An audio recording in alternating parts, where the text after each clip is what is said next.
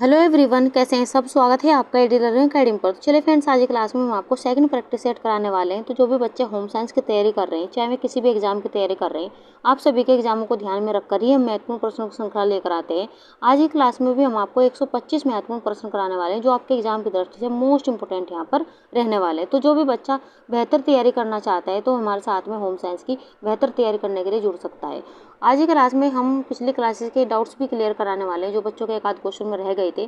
तो क्लास को धीरे से आप अंत तक देखते चलिए। तो चलिए बेहतर रिवीजन के लिए शुरू करेंगे आज की महत्वपूर्ण क्लास।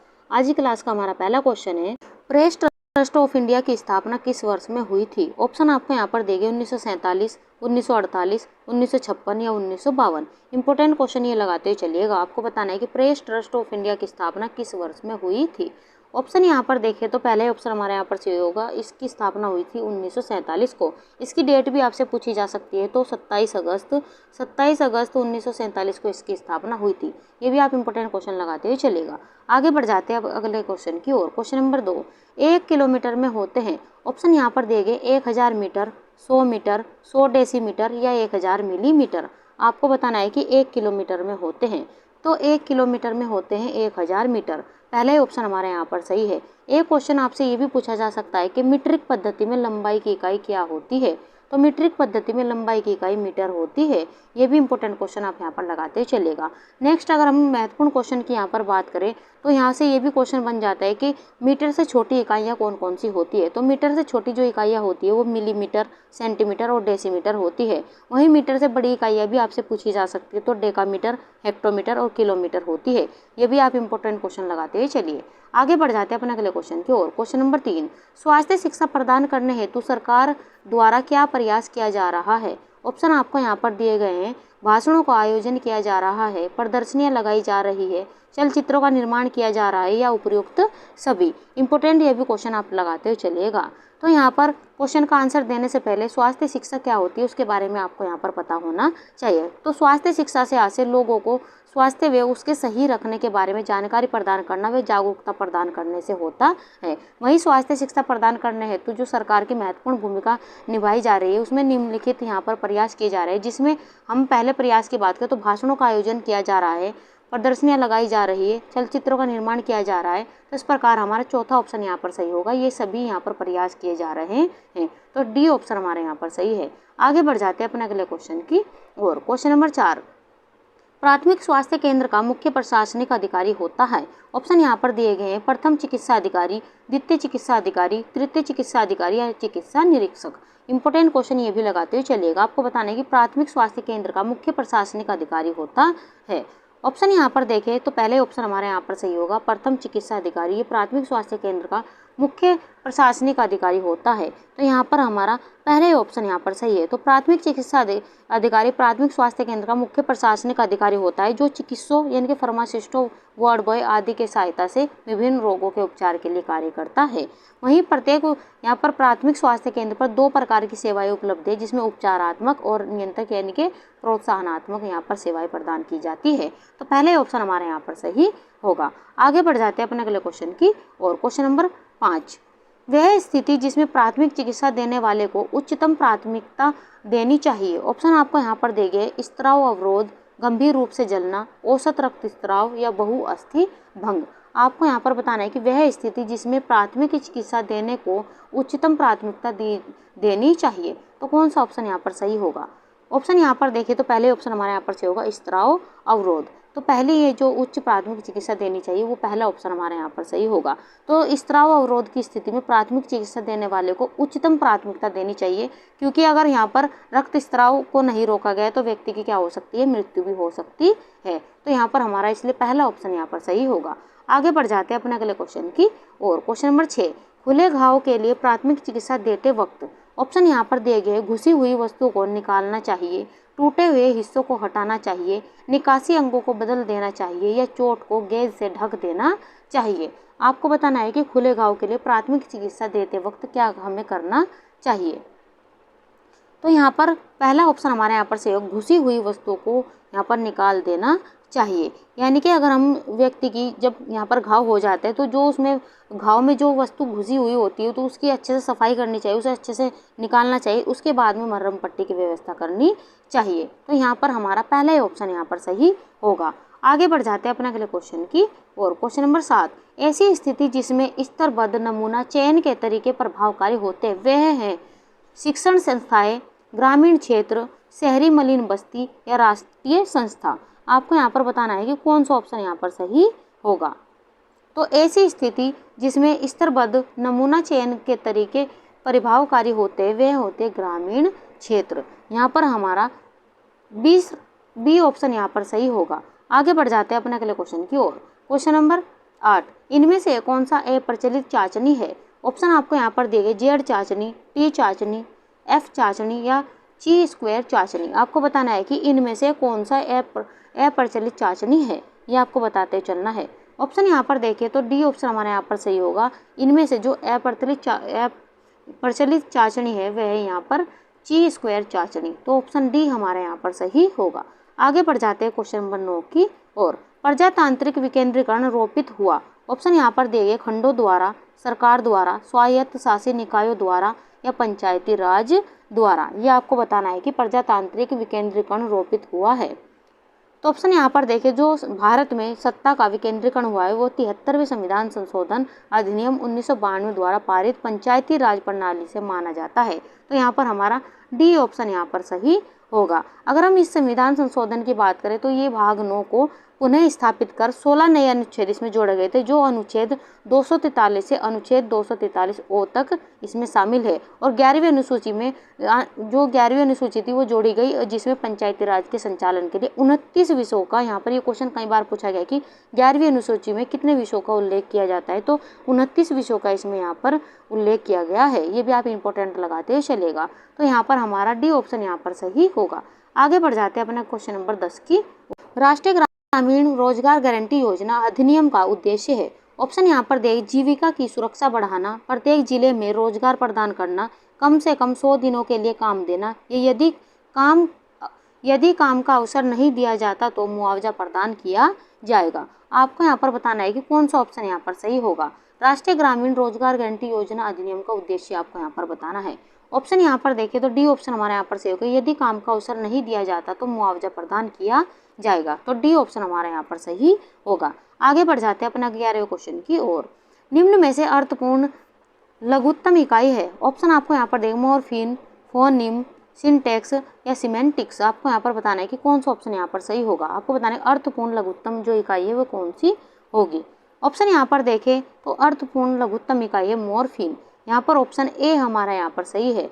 आगे बढ़ जाते हैं अगले क्वेश्चन की ओर। क्वेश्चन नंबर 12, सबसे ज्यादा ध्वनियों का शोर निम्न में से किससे है। ऑप्शन यहाँ पर देखें, फौजी राइफल, हवाई हमलों में सायरन, लाउड स्पीकर या रॉक संगीत। आपको यहाँ पर बताना है कि कौन सा ऑप्शन यहाँ पर सही होगा। तो यहाँ पर सबसे ज़्यादा जो ध्वनियों का शोर होता है वो यहाँ से इनमें से फौजी राइफल्स का होता है। तो ए ऑप्शन हमारा यहाँ पर सही होगा। यहाँ पर शोर के जो मापन की जो इकाई होती है वो डेसिबल होती है। ये क्वेश्चन भी कई बार यहाँ से एग्जाम में पूछा जा चुका है। ये भी आप इंपॉर्टेंट यहाँ पर लगाते हुए चलेगा। और ये पर्यावरण प्रदूषण इसे माना गया है, ये भी यहाँ पर इंपॉर्टेंट आप लगाते चलेगा। 100 डेसिबल से ऊपर की ध्वनि परेशानी वाली यानी कि परेशानी उत्पन्न करने वाली ध्वनि होती है। ये भी आप ध्यान से पढ़ते हुए चलिए। आगे बढ़ जाते हैं अपने अगले क्वेश्चन की ओर। द्रव धाराओं में घुले हुए वाष्पशील कार्बनिकों और अन्य प्रदूषक गैसों को दूर करने के लिए प्रयुक्त तकनीक को किस नाम से जाना जाता है। तो द्रव धाराओं में घुले हुए वाष्पशील कार्बनिकों और अन्य प्रदूषक गैसों को दूर करने के लिए जो प्रयुक्त तकनीक की यहाँ पर की जाती है, ऑप्शन डी हमारा यहाँ पर सही होगा, क्लोरीनेशन। यहाँ पर हमारा डी ऑप्शन यहाँ पर सही है। आगे बढ़ जाते हैं अगले क्वेश्चन की ओर। क्वेश्चन नंबर 14, इंसुलिन का स्रावन होता है। ऑप्शन आपको यहाँ पर देगी, यकृत द्वारा, अग्नाशय द्वारा, जठर द्वारा या जीवा द्वारा। आपको यहाँ पर बताना है कि कौन सा ऑप्शन यहाँ पर सही होगा। ऑप्शन यहाँ पर देखें तो बी ऑप्शन हमारे यहाँ पर सही होगा, अग्नाशय द्वारा इंसुलिन का स्रावन होता है। तो इंसुलिन एक पेप्टाइड हार्मोन है। ये भी क्वेश्चन कई बार पूछा गया है कि इंसुलिन क्या है, एक यहाँ पर ये पेप्टाइड हार्मोन है। ये भी आप इंपॉर्टेंट लगाते हुए चलिए। जो अग्नाशय के स्रावी भाग लैंगरहैंस की द्वीपिकाओं की बीटा कोशिकाओं से स्रावित होता है और ये शरीर में ग्लूकोज के उपापचय को नियंत्रित करता है। ये भी आप इंपॉर्टेंट व्याख्या यहाँ पर पढ़ते हुए चलेगा। तो बी ऑप्शन हमारा यहाँ पर सही होगा, अग्नाशय द्वारा। आगे बढ़ जाते हैं अपने अगले क्वेश्चन की ओर। क्वेश्चन नंबर 15, मानव नेत्र जिस भाग पर किसी बिंदु का प्रतिबिंब बनाते हैं वह है। ऑप्शन यहाँ पर दिए गए हैं कॉर्निया, परितारिका, पुतली या दृष्टि पटल। आपको यहाँ पर बताना है कि कौन सा ऑप्शन यहाँ पर सही होगा। मानव नेत्र जिस भाग पर किसी बिंदु का प्रतिबिंब बनते हैं वह बिंदु आपको बताना है कि कौन सा ऑप्शन यहाँ पर सही होगा। ऑप्शन यहाँ पर देखें तो डी ऑप्शन हमारा यहाँ पर सही होगा, दृष्टि पटल। यहाँ पर हमारा डी ऑप्शन यहाँ पर सही है। तो मानव नेत्र यहाँ पर शरीर का मुख्य प्रमुख अंग होता है, माना जाता है, यानी कि इसी के माध्यम से व्यक्ति सभी वस्तुओं को पहचानने का कार्य करते हैं और मानव नेत्र के दृष्टिपटल पर ही किसी बिंदु का प्रतिबिंब बनता है। तो ये भी आप ध्यान से पढ़ते हुए चलेगा। तो डी ऑप्शन हमारे यहाँ पर सही है। आगे बढ़ जाते हैं अपने अगले क्वेश्चन की ओर। फ्रेंड्स, अगर आप ऐसे ही हमारे साथ में बेहतर रिवीजन करना चाहते हैं तो हमारे साथ में जुड़कर आप बेहतर रिवीजन यहाँ पर कर सकते हैं। तो जो भी बच्चे क्लास में पहली बार आए हुए, क्लास को शेयर, लाइक, सब्सक्राइब भी करना ना भूलें और बेल आइकन भी दबा लेंगे ताकि आपको वीडियोज के नोटिफिकेशन यहाँ पर मिलते रहे। तो चलिए बढ़ जाते हैं अपने क्वेश्चन नंबर 16 की ओर। प्रतिवर्ती क्रियाओं यानी कि रिफ्लेक्स एक्शन का नियंत्रण केंद्र कहाँ होता है। ऑप्शन आपको यहाँ पर देंगे प्रमस्तिष्क, अनुमस्तिष्क में, कशेरु रज्जु या यहाँ पर तंत्रिका कोशिका। आपको बताना है कि कौन सा ऑप्शन यहाँ पर सही होगा। तो यहाँ पर प्रतिवर्ती क्रियाओं का जो नियंत्रण केंद्र होता है वह होता है कशेरु रज्जु। यहाँ पर हमारा सी ऑप्शन यहाँ पर सही। तो यहाँ पर हमारा सी ऑप्शन यहाँ पर सही है। तो शरीर में प्रतिवर्ती क्रियाओं का नियंत्रण कशेरु रज्जु द्वारा होता है, यानी कि स्पाइनल कॉर्ड के द्वारा होता है, जिसमें हम उद्दीपनों को ग्रहण करते हैं और स्वभाव के आधार पर प्रतिवर्ती क्रियाएं दो प्रकार की होती है, जिसमें अबंधित और अनुबंधित में बटी होती है। ये भी इंपॉर्टेंट यहाँ पर क्वेश्चन लगाते हुए चलिएगा। प्रतिवर्ती क्रियाओं के कारण ही हमारा शरीर अचानक घटी घटनाओं पर प्रतिक्रिया देता है। जैसे अगर हम यहाँ पर पैर कांटे पर पड़ते ही हम पैर को पीछे खींच लेते हैं तो ये क्या होता है, ये भी आप इंपॉर्टेंट उदाहरण के तौर पर यहाँ पर रख सकते हैं और इस व्याख्या को भी आप ध्यान से देखते हुए चलेगा। तो सी ऑप्शन हमारे यहाँ पर सही है। आगे बढ़ जाते हैं अपने अगले क्वेश्चन की और। क्वेश्चन नंबर 17, खाली स्थान शरीर में उत्तक ऑक्सीजन मध्यवर्ती के रूप में कार्य करता है। ऑप्शन आपको यहाँ पर दिए गए पोटेशियम, सोडियम, कार्बन डाइऑक्साइड या हीमोग्लोबिन। आपको बताना है कि कौन से ऑप्शन यहाँ पर सही होगा। ऑप्शन यहाँ पर देखें तो डी ऑप्शन हमारे यहाँ पर सही होगा। तो हीमोग्लोबिन शरीर में उत्तक ऑक्सीजन और मध्यवर्ती के रूप में कार्य करता है। तो यहाँ पर हमारा डी ऑप्शन यहाँ पर सही होगा। आगे बढ़ जाते हैं क्वेश्चन नंबर 18 की और। गर्भ धारण करने का निश्चित पता चलता है। ऑप्शन यहाँ पर दिए गए उल्टी होना, पेट का बढ़ना, मूत्र में हार्मोन्स का मिलना या रक्तचाप बढ़ना। आपको बताना है कि गर्भ धारण करने का निश्चित पता कैसे चलता है। ऑप्शन यहाँ पर देखें तो गर्भ धारण करने का निश्चित पता चलता है मूत्र में हार्मोन्स का मिलना। तो यहाँ पर हमारा सी ऑप्शन यहाँ पर सही होगा। आगे बढ़ जाते हैं अपने अगले क्वेश्चन की ओर। क्वेश्चन नंबर 19, लार में उपस्थित उस एंजाइम का नाम बताइए जो भोजन के पाचन में मदद करता है। तो लार में उपस्थित उस एंजाइम का नाम है सेलिवरी एमाइलेज। तो यहाँ पर हमारा पहला ही ऑप्शन यहाँ पर सही होगा। गहरी श्वास लेते समय लगभग कितनी वायु फेफड़ों में भरी व निकाली जा सकती है। ऑप्शन यहाँ पर देंगे 1600 घन सेंटीमीटर, 1400 घन सेंटीमीटर, 1640 घन सेंटीमीटर या 1540 घन सेंटीमीटर। इंपॉर्टेंट ये भी क्वेश्चन आप यहाँ पर लगाते हुए चलिएगा। आपको यहाँ पर बताना है कि गहरी श्वास लेते समय लगभग कितनी वायु फेफड़ों में भरी व निकाली जा सकती है। ऑप्शन यहाँ पर देखें तो सी ऑप्शन हमारे यहाँ पर सही होगा, 1640 घन सेंटीमीटर। तो यहाँ पर हमारा सी ऑप्शन यहाँ पर सही होगा। आगे बढ़ जाते हैं क्वेश्चन नंबर 21 की ओर। मांसपेशियां जल, प्रोटीन, खनिज लवण तथा वसा आदि है। ऑप्शन यहाँ पर दिए गए हैं यहाँ पर 70%, 35%, 50% या 25%। ये आपको यहाँ पर बताते चलना है। तो ऑप्शन यहाँ पर देखें तो मांसपेशियां जल, प्रोटीन, खनिज लवण तथा वसा ये सब होते हैं यहाँ पर 70% होती है। तो ए ऑप्शन हमारे यहाँ पर सही होगा। अगर हम यहाँ पर मांसपेशियां मुख्य रूप से शरीर में त्वचा तथा अस्थियों के मध्य स्थित होती है, तो ये कहाँ पर स्थित होती है, तो त्वचा व अस्थियों के मध्य स्थित होती है और मांसपेशियां अस्थियों के ऊपर आवरण की तरह परतों के रूप में पाई जाती है। और शरीर में छोटी बड़ी मांसपेशियों की संख्या भी आपसे पूछी जा सकती है। तो 639 मांसपेशियों की संख्या होती है। ये भी आप इंपॉर्टेंट क्वेश्चन आप लगाते हैं चलिएगा। आगे बढ़ जाते हैं अपने अगले क्वेश्चन की ओर। क्वेश्चन नंबर 22, कोशिका का सबसे महत्वपूर्ण भाग होता है। ऑप्शन यहाँ पर दिए गए केंद्रक, कोशिका द्रव्य, कोशिका भित्ति या जीव द्रव्य। आपको यहाँ पर बताना है कि कोशिका का सबसे महत्वपूर्ण भाग होता है। तो कोशिका का जो सबसे महत्वपूर्ण भाग होता है वह होता है केंद्रक। यहाँ से पहला ऑप्शन हमारा यहाँ पर सही है। एक क्वेश्चन यहाँ से अक्सर पूछा जाता है कि यहाँ पर केंद्रक की खोज किसके द्वारा की गई थी। तो केंद्रक की खोज यहाँ पर की गई थी रॉबर्ट ब्राउन के द्वारा। रॉबर्ट ब्राउन के द्वारा केंद्रक की खोज की गई थी। अधिकतर जो जैविक क्रियाएं कोशिका द्रव में होती है, परंतु ये सभी क्रियाएं केंद्रक के द्वारा ही संचालित होती है, इसलिए केंद्रक को कोशिका का नियंत्रण केंद्र भी कहा जाता है। ये भी आप ध्यान से रखते हुए चलेगा। और ये इंपॉर्टेंट क्वेश्चन आप ध्यान में रखिएगा कि रॉबर्ट ब्राउन के द्वारा यहाँ पर केंद्रक की खोज की गई थी। आगे बढ़ जाते हैं अपने अगले क्वेश्चन की और। क्वेश्चन नंबर 23, समस्या का समाधान ज्ञात करने के लिए प्रतिभागियों के मस्तिष्क को प्रेरित करना क्या कहलाता है। ऑप्शन यहाँ पर दे बोलचाल, संगोष्ठी, वाद विवाद या ब्रेन स्टॉर्मिंग। आपको यहाँ पर बताना है कि कौन सा ऑप्शन यहाँ पर सही होगा। 23वें का आप आंसर यहाँ पर दीजिए, कौन सा ऑप्शन यहाँ पर सही है। आपको बताना है कि समस्या का समाधान ज्ञात करने के लिए प्रतिभागियों के मस्तिष्क को प्रेरित करना क्या कहलाता है। तो ये कहलाता है, डी ऑप्शन हमारे यहाँ पर सही होगा, ब्रेन स्टॉर्मिंग कहलाता है।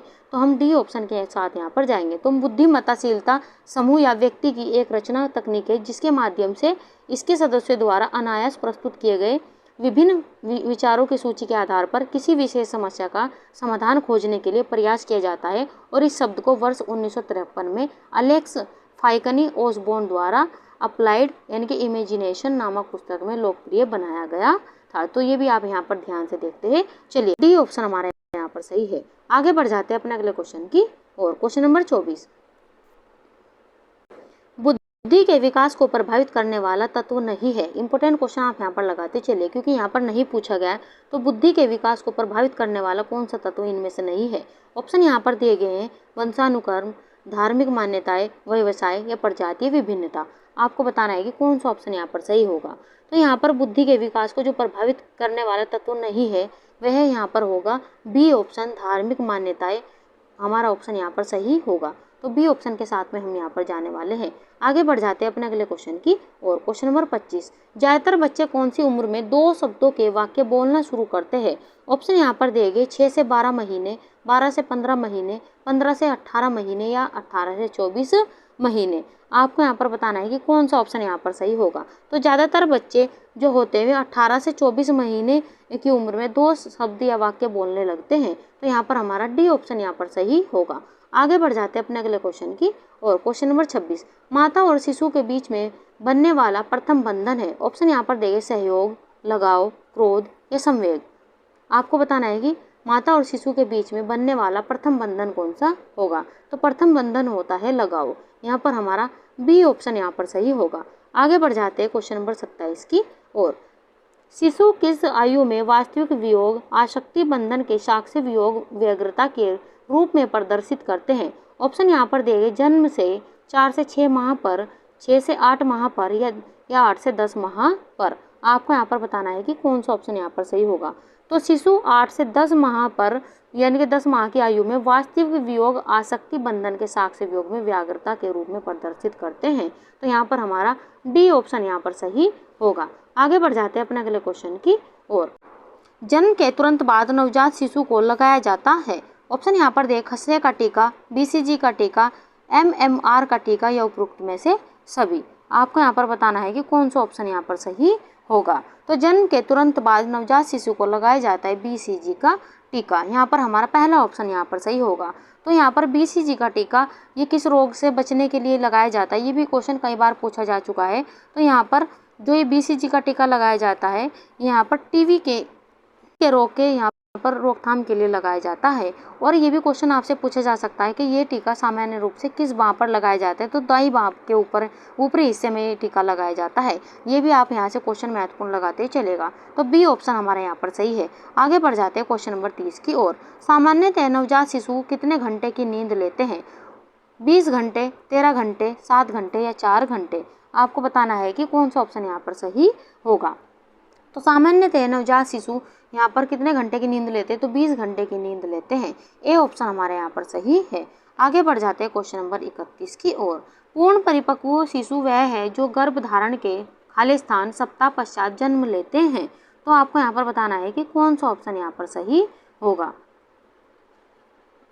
बताना है कि पूर्ण परिपक्व शिशु वह है जो गर्भ धारण के कितने सप्ताह पश्चात जन्म लेते हैं। ऑप्शन यहाँ पर देखें तो यहाँ पर 37 से 42 सप्ताह के बीच में ही जन्म लेते हैं। तो यहाँ पर हमारा डी ऑप्शन यहाँ पर सही होगा। तो पूर्ण परिपक्व शिशु वह होता है जो यहाँ पर गर्भ धारण के 37 से 40 सप्ताह के बीच में जन्म लेता है और सामान्यतः गर्भावस्था की अवधि 37 से 42 सप्ताह की होती है या फिर यह अवधि अंतिम माहवारी के शुरुआत में 280 दिन, ये क्वेश्चन इंपोर्टेंट लगाते चलेगा, 280 दिन के बीच में होती है। परंतु अगर कई बार यहाँ पर पोस्ट अवधि की यहाँ पर अवस्था की बात करें तो 42 सप्ताह से ज़्यादा भी हो जाती है और पोस्ट अवधि की यहाँ पर गर्भावस्था शिशु के लिए कई जटिलताएं ला सकती है।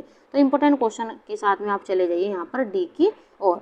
यहाँ पर डी ऑप्शन हमारे यहाँ पर सही है। आगे बढ़ जाते हैं अपने अगले क्वेश्चन की ओर। मासिक चक्र का समय खाली स्थान कहलाता है। यौवन, रजोनिवृत्ति, रजोदर्शन या मासिक स्त्राव। आपको बताना है कि कौन सा ऑप्शन यहाँ पर सही होगा। ऑप्शन यहाँ पर देखें तो मासिक चक्र का जो समय होता है वो रजोदर्शन यहाँ पर कहलाता है।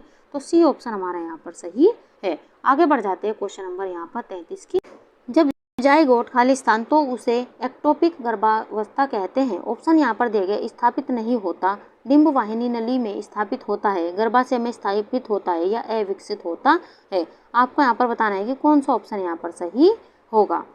ऑप्शन यहाँ पर देखें तो जब जाइगोट यहाँ पर डिंब वाहिनी नली में स्थापित होता है तो ऑप्शन बी हमारे यहाँ पर सही होगा। तो उसे एक्टोपिक गर्भावस्था कहते हैं। जाइगोट जब शुक्राणु यानी कि नर और अंडाणु मादा का निषेचित होता है तो जब जाइगोट बनता है। ये भी क्वेश्चन कई बार यहाँ से पूछा गया है। और डिंब वाहिनी नली की अगर हम बात करें तो गर्भ की निश्चित जगह को गर्भाशय है, यानी कि गर्भ की निश्चित जगह जो होती है वो गर्भाशय होती है, लेकिन कई बार यह गर्भ गर्भाशय के बाहर ही ठहर जाता है जब फेलोपियन ट्यूब के अंदर ही गर्भाशय ठहर जाता है। तो ऐसी स्थिति को एक्टोपिक गर्भावस्था कहते हैं। तो ये भी आप ध्यान से पढ़ते ही चलेगा। तो बी ऑप्शन हमारे यहाँ पर सही होगा। आगे बढ़ जाते हैं क्वेश्चन नंबर 34 की और। कार्पस लुटियम खाली स्थान स्त्रावित करती है। ऑप्शन यहाँ पर दिए गए प्रोजेस्टेरोन, एस्ट्रोजन, ए और सी दोनों या थायरोक्सिन। आपको यहाँ पर बताना है कि कौन सा ऑप्शन यहाँ पर सही होगा। तो जब यहाँ पर कार्पस लुटियम, ऑप्शन बी हमारे यहाँ पर सही होगा, प्रोजेस्टेरोन और यहाँ पर एस्ट्रोजन यहाँ पर स्त्रावित करती है। यहाँ पर हमारा बी ऑप्शन यहाँ पर सही होगा। आगे बढ़ जाते हैं क्वेश्चन नंबर 35 की और। अहंकार के समारोह खाली स्थान पर आधारित है। ऑप्शन यहाँ पर दे आनंद के सिद्धांत, वास्तविकता सिद्धांत, रिफ्लेक्स एक्शन या प्रैक्टिकल अनुभव। आपको बताना है कि कौन सा ऑप्शन यहाँ पर सही होगा। ऑप्शन यहाँ पर देखें तो यहाँ पर अहंकार के समारोह तो यहाँ पर वास्तविकता सिद्धांत पर आधारित होता है। तो यहाँ पर हमारा बी ऑप्शन यहाँ पर सही होगा। तो यहाँ पर बी ऑप्शन के साथ में हम यहाँ पर जाने वाले हैं। इसका ही यहाँ पर अगर हम बात करें इसकी तो अहंकार के समारोह वास्तविक सिद्धांत पर आधारित है और इसका ही विकसित रूप है। इसे पूर्ण शक्ति या ईडी से प्राप्त होती है। ये अपने आसपास के वातावरण से मिलकर ईडी की रचनाओं यानी कि इच्छाओं को पूरा करने में सहायता करता है। ये चेतन मन का प्रतिनिधित्व करता है और यथार्थ में यह व्यक्तित्व का चेतन तार्किक यहाँ पर व्यवस्थित एवं विवेकपूर्ण भाग है जिसे शक्ति या ईडी ही प्राप्त होती है। ये भी आप ध्यान से देखते हुए चलिएगा। तो यहाँ पर हमारा बी ऑप्शन हमारा यहाँ पर सही है। आगे बढ़ जाते हैं अपने 36वें क्वेश्चन की ओर। फ्रेंड्स, हमारी वीडियो, हमारा कंटेंट अगर आपको अच्छा लग रहा हो, अगर हम आपके लिए इतना प्रयास कर रहे हैं तो आपका एक लाइक, और यहाँ पर लाइक तो बनता ही है हमारी वीडियोज़ पर, और आप हमें कमेंट बॉक्स में कमेंट जरूर किया कीजिए कि आपको हमारा कंटेंट कैसा लग रहा है। एक आध बच्चों को छोड़कर कोई भी हमें कमेंट नहीं करता, जिससे हमारा मोटिवेशन भी यहाँ पर डाउन होता जाता है। तो आप हमारा मोटिवेशन भी बढ़ाइए जिससे हम और भी आपके लिए बेहतर से बेहतर यहाँ पर करें और आपके लिए हम और भी यहाँ पर प्रयास ऐसे ही करते रहेंगे। जो कंटेंट आपको पेड कोर्स में मिलता है वही हम आपको अपनी क्लासेज में प्रोवाइड यहाँ पर करा रहे हैं। तो आप हमारे साथ में बेहतर तैयारी करें और भी बच्चों को इस क्लास को शेयर कीजिए ताकि सभी का यहाँ पर फायदा हो सके। तो चलिए यहाँ पर 36वां क्वेश्चन है, साइको एनालिटिकल सिद्धांत निम्न में से किसने दिया है। ऑप्शन आपको यहाँ पर दिए गए हैं, एरिक्सन ने, सिगमंड फ्रॉइड ने, पियाजे ने या कार्ल रोजर ने। आपको यहाँ पर बताना है कि कौन सा ऑप्शन यहाँ पर सही होगा। ऑप्शन यहाँ पर देखें तो साइको एनालिटिकल सिद्धांत ये दिया था यहाँ पर सिगमंड फ्रॉइड ने। तो बी ऑप्शन हमारा यहाँ पर सही है। तो बी ऑप्शन के साथ में हम यहाँ पर जाने वाले हैं। आगे बढ़ जाते हैं अगले क्वेश्चन की ओर। क्वेश्चन नंबर 37, वयस्कों में दृष्टिकोण संबंधी परिवर्तनों हेतु सर्वाधिक उपयुक्त विधि है। ऑप्शन यहाँ पर दिए गए, सामूहिक सभा, गृह भेंट, भूमिका अभिनय या विधि प्रदर्शन। आपको यहाँ पर बताना है कि वयस्कों में दृष्टिकोण संबंधी परिवर्तनों हेतु सर्वाधिक जो उपयुक्त विधि है वह कौन सी विधि है। ऑप्शन यहाँ पर देखें तो यहाँ पर हमारा सी ऑप्शन यहाँ पर सही होगा, भूमिका अभिनय। तो यहाँ पर हमारा सी ऑप्शन यहाँ पर सही है। आगे बढ़ जाते हैं अगले क्वेश्चन की ओर। क्वेश्चन नंबर 38, छदम परिपक्वता काल होता है। ऑप्शन यहाँ पर देखिए किशोरावस्था, शैशवावस्था, पूर्व बाल्यावस्था या उत्तर बाल्यावस्था। आपको यहाँ पर बताना है कि छदम परिपक्वता काल होता है। तो यहाँ पर अगर हम बात करें छदम परिपक्वता काल की तो किशोरावस्था होता है। किशोरावस्था को तनाव एवं तूफान की अवस्था भी यहाँ पर कहा गया है। और यहाँ पर किशोरावस्था अंग्रेजी भाषा के एडोलेसेंस से बना है, तो जिसे यहाँ पर लैटिन भाषा के यानी कि जो अंग्रेजी भाषा का एडोलेसेंस है जिसे कहते हैं, और ये लैटिन भाषा के एडोलेसियर से यहाँ पर बना है। तो यहाँ पर जिसका अर्थ होता है परिपक्वता की ओर बढ़ना। ये भी यहाँ से आपसे कई बार पूछा जा चुका है, इसे भी आप ध्यान से देखते चलिएगा। आगे बढ़ जाते हैं अपने अगले क्वेश्चन की ओर। एक शिशु घुटने के बल चलना जिस आयु में प्रारंभ करता है यह है। ऑप्शन यहाँ पर दिए गए 3 से 5 महीने, 9 यहाँ से 7 से 9 महीने, 10 से 12 महीने या 1 वर्ष के बाद। आपको बताना है कि एक शिशु घुटने के बल चलना जिस आयु में प्रारंभ करता है वह आयु कौन सी है, ये आपको यहाँ पर बताना है। तो वह आयु होती है, जैसा कि आपने सभी ने अपने आसपास के बच्चों को भी देखा होगा, अपने घर में भी देखा होगा कि 7 या 8-9 महीने की आयु में बच्चा क्या होता है, घुटने के बल चलना प्रारंभ कर देता है। तो वह आयु होती है यहाँ पर 7 से 9 माह की। तो यहाँ पर बी ऑप्शन हमारे यहाँ पर सही होगा।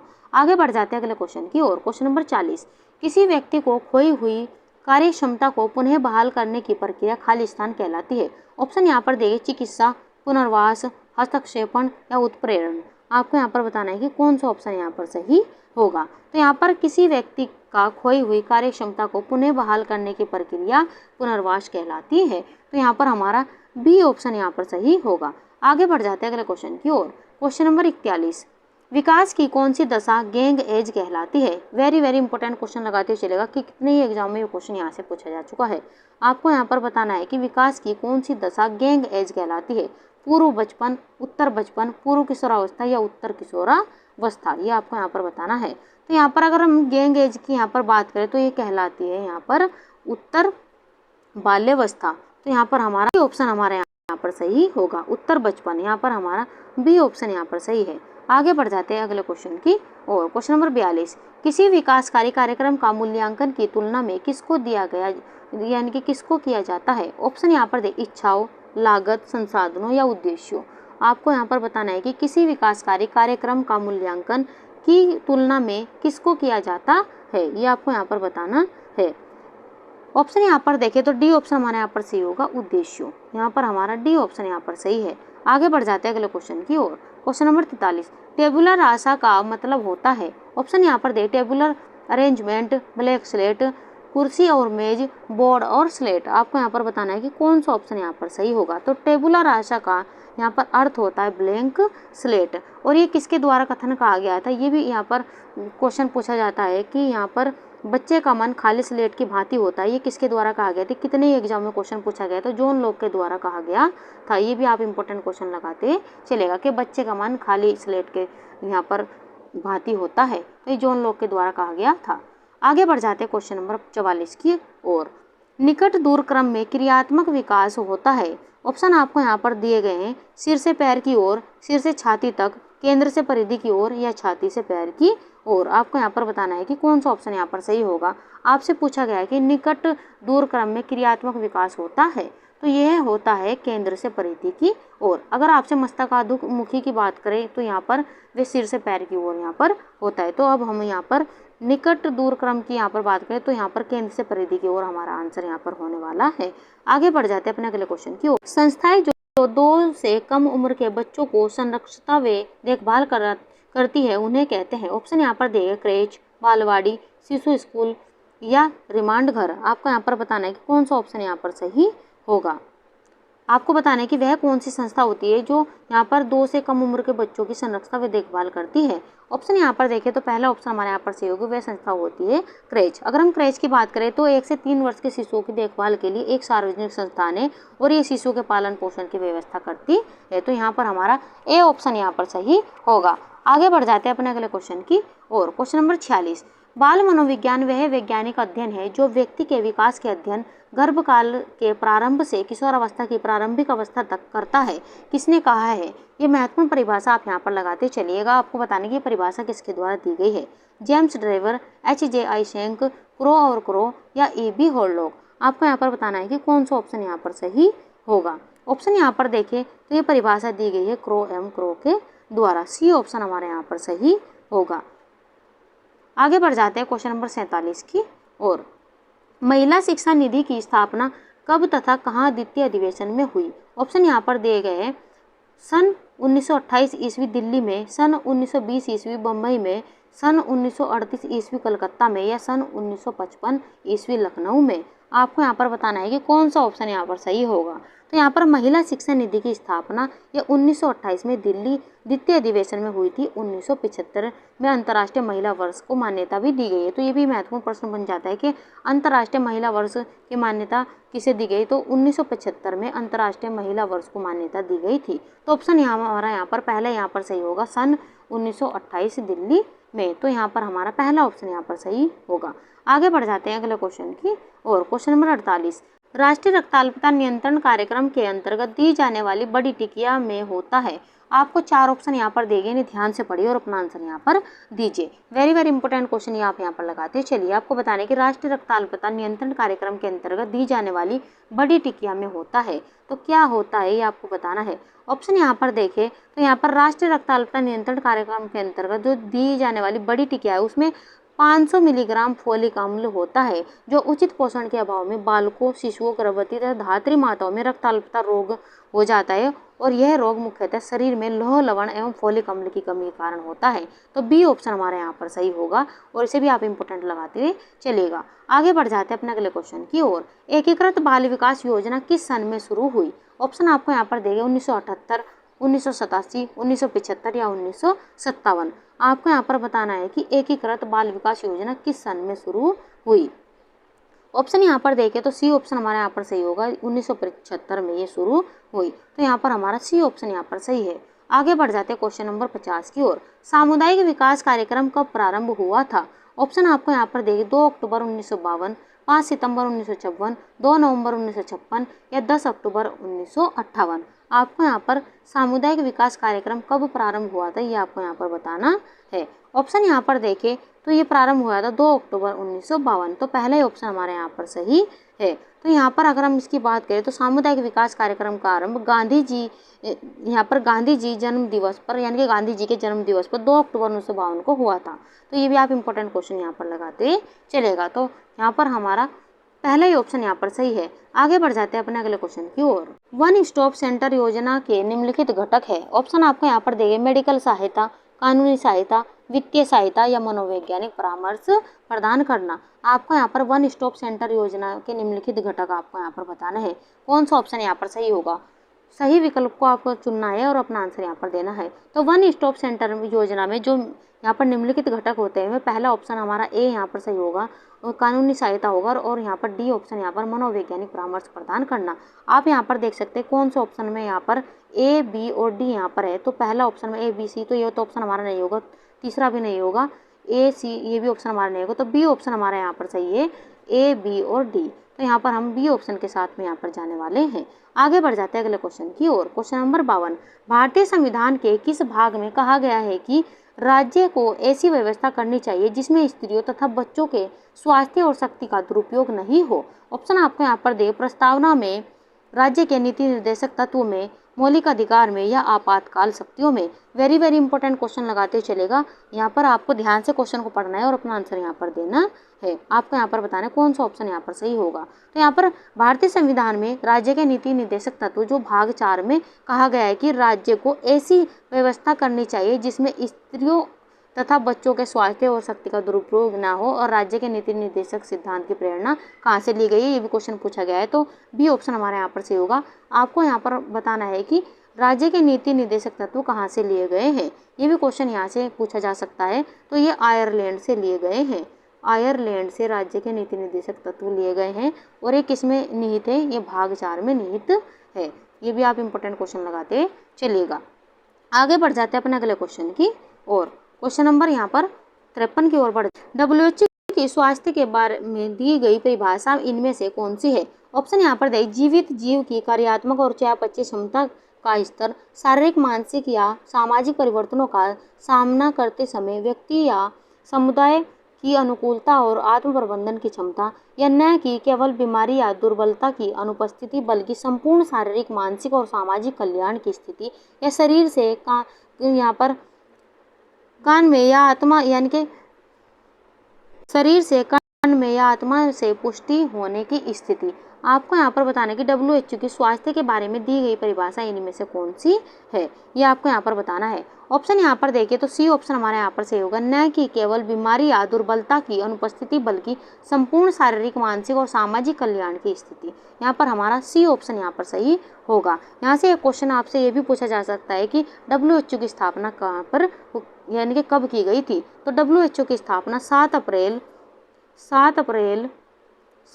1948 को WHO की स्थापना की गई थी। और WHO का मुख्यालय कहाँ पर स्थित है, ये भी इंपॉर्टेंट क्वेश्चन कई बार पूछा जा चुका है। तो जेनेवा, स्विट्जरलैंड में इसका यहाँ पर मुख्यालय स्थित है। तो ये भी आप दोनों ही क्वेश्चन एग्जाम में पूछे जा चुके हैं, इंपॉर्टेंट लगाते हुए चलेगा। आगे बढ़ जाते हैं अपने अगले क्वेश्चन की और। क्वेश्चन नंबर 54, संचार की वैसी विधि प्रदर्शनी का आयोजन जिसमें दिखाए गए यंत्रों से किसी को जानकारी अच्छी तरह से दी जा सकती है कहलाती है। ऑप्शन आपको यहाँ पर दे, प्रदर्शनी का आयोजन, सभा सम्मेलन एवं यात्रा का आयोजन, दृश्य श्रव्य साधनों का उपयोग, या उपरोक्त में से कोई भी नहीं। आपको क्वेश्चन को ध्यान से पढ़ना है और अपना आंसर यहाँ पर देना है। कौन सा ऑप्शन यहाँ पर सही होगा। ऑप्शन यहाँ पर देखें तो पहले ऑप्शन हमारे यहाँ पर सही होगा, यहाँ पर प्रदर्शनी का आयोजन। तो पहले ऑप्शन के साथ में हम यहाँ पर जाने वाले हैं। आगे बढ़ जाते हैं अपने क्वेश्चन नंबर यहाँ पर 55 की ओर। निम्न में से कौन से गैर प्रक्षेपित दृश्य साधन है। ऑप्शन यहाँ पर देखिए, वीडियो, ओपेक प्रक्षेपण, ओपेक प्रेक्षण, चलचित्र, चौक और बोर्ड। आपको बताना है कि गैर प्रक्षेपित दृश्य साधन है, ये आपको यहाँ पर बताना है। ऑप्शन यहाँ पर देखें तो यहाँ पर चौक और बोर्ड ये गैर प्रक्षेपित साधन है।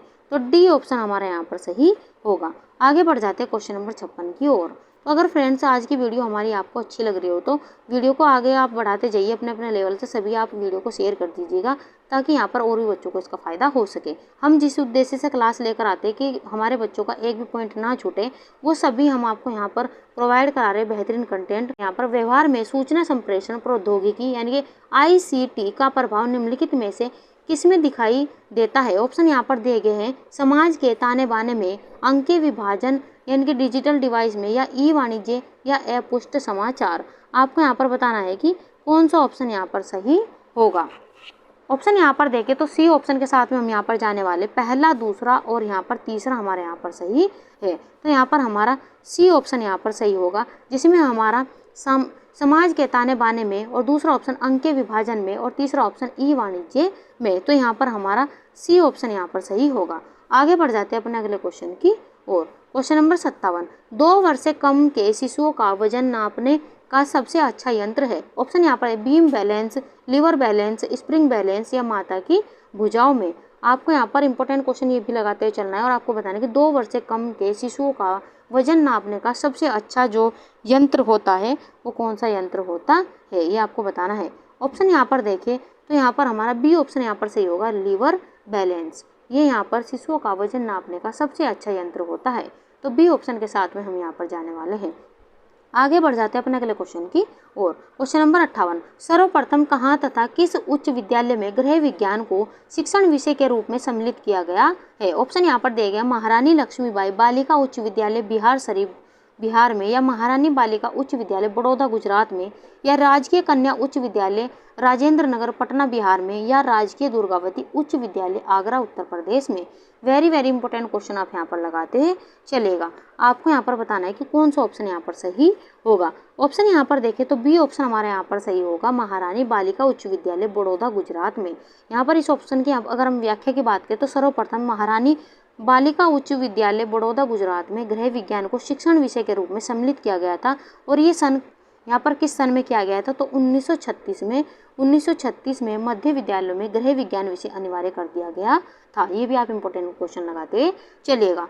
आगे बढ़ जाते हैं अपने अगले क्वेश्चन की और। प्राच्य शब्द कार्बोशीना का संस्कृत में मतलब है। ऑप्शन यहाँ पर दे, छाल्टी, सन, करपासा, या कोई नहीं। ये आपको यहाँ पर बताना है कौन सा ऑप्शन यहाँ पर सही होगा। अपना आंसर यहाँ पर दीजिए, कौन सा ऑप्शन यहाँ पर सही होगा। ऑप्शन यहाँ पर देखें तो सी ऑप्शन हमारे यहाँ पर सही होगा। तो प्राच्य शब्द कार्बोशीना का जो संस्कृत मतलब होता है वो होता है यहाँ पर करपासा। तो सी ऑप्शन हमारे यहाँ पर सही है। आगे बढ़ जाते हैं अपने अगले क्वेश्चन की ओर।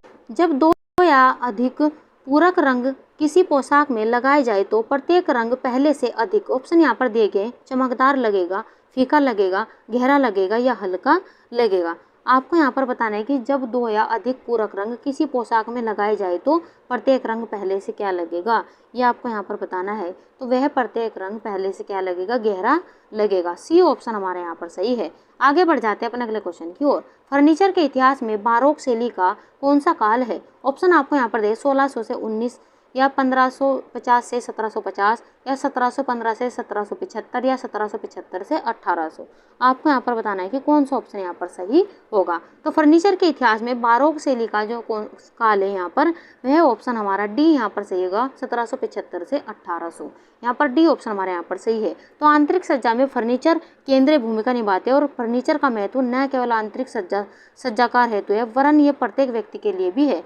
ऐसी सभी वस्तुओं में जिन्हें हम बैठने, सोने, पढ़ने और लिखने में संग्रह हेतु उपयोग में लाते हैं उन्हें फर्नीचर कहा जाता है। और फर्नीचर का इतिहास बारोक शैली का काल 1775 से 1800 है। तो इस व्याख्या को भी आप ध्यान से पढ़ते हुए यहाँ पर चलिएगा। तो यहाँ पर हमारा डी ऑप्शन यहाँ पर सही है। आगे बढ़ जाते हैं अपने अगले क्वेश्चन की ओर। क्वेश्चन नंबर 65, खाली स्थान बल्ब टेबल लैंप में प्रयुक्त होते हैं। ऑप्शन यहाँ पर दे ताप दीप्ति, प्रतिदीप्ति, ट्यूब या मेज। आपको बताना है कौन सा ऑप्शन यहाँ पर सही होगा। तो यहाँ पर बी ऑप्शन हमारे यहाँ पर सही, ए ऑप्शन हमारे यहाँ पर सही होना, ताप दीप्ति बल्ब टेबल लैंप में प्रयुक्त होते हैं। तो ए ऑप्शन हमारे यहाँ पर सही है। आगे बढ़ जाते हैं अपने अगले क्वेश्चन की ओर। क्वेश्चन नंबर 63, इनमें से किस तत्व के प्रयोग से कला के आकार, रेखाओं और रंगों को दोहराया जाता है। ऑप्शन यहाँ पर दिए गए महत्व, फोकस बिंदु, बैलेंस या पैटर्न। इंपोर्टेंट क्वेश्चन आप यहाँ पर लगाते हैं चलिएगा। आपको बताना है कि कौन सा ऑप्शन यहाँ पर सही होगा।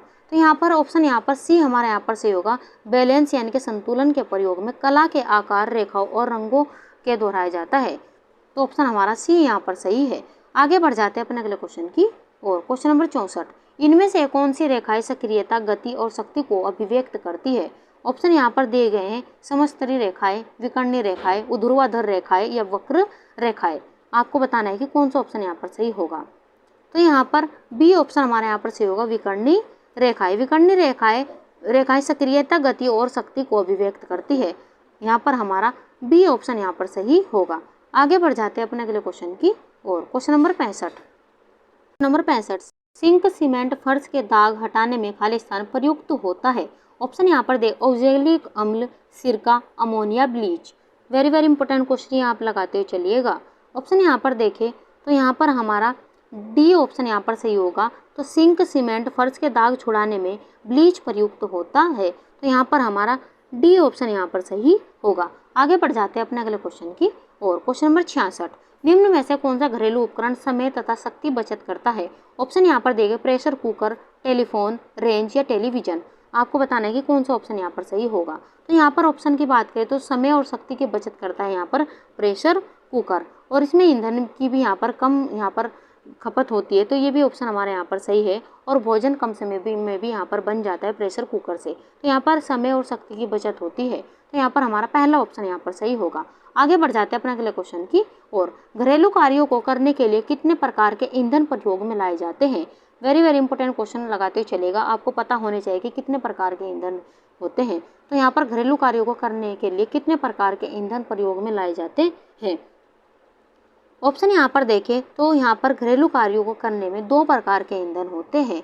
तो यहाँ पर ऑप्शन ए हमारा यहाँ पर सही है। यहाँ पर लकड़ी, कोयला आदि ये ठोस के अंतर्गत आते हैं, वहीं जबकि मिट्टी का तेल व एलपीजी ये द्रव के रूप में आते हैं। तो यहाँ पर हमारा ए ऑप्शन यहाँ पर सही होगा। तो 2 प्रकार के ईंधन प्रयोग में लाए जाते हैं। आगे बढ़ जाते हैं अपने अगले क्वेश्चन की और। क्वेश्चन नंबर 68, बड़े क्षेत्र के लिए प्रयुक्त रसोई घर का प्रकार कौन सा है। ऑप्शन यहाँ पर दिए गए यू शेप, एल शेप, 1 दीवार वाली किचन या 2 दीवार वाली किचन।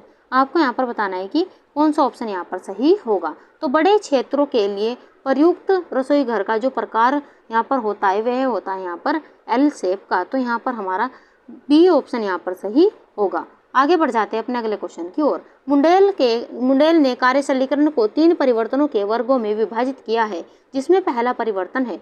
ऑप्शन यहाँ पर दिए गए उत्पादन में परिवर्तन, कार्य संग्रहीकरण व उपकरण में परिवर्तन, हाथ और शरीर की गतियों में परिवर्तन या उपयुक्त में से कोई नहीं। आपको यहाँ पर बताना है कि कौन सा ऑप्शन यहाँ पर सही होगा।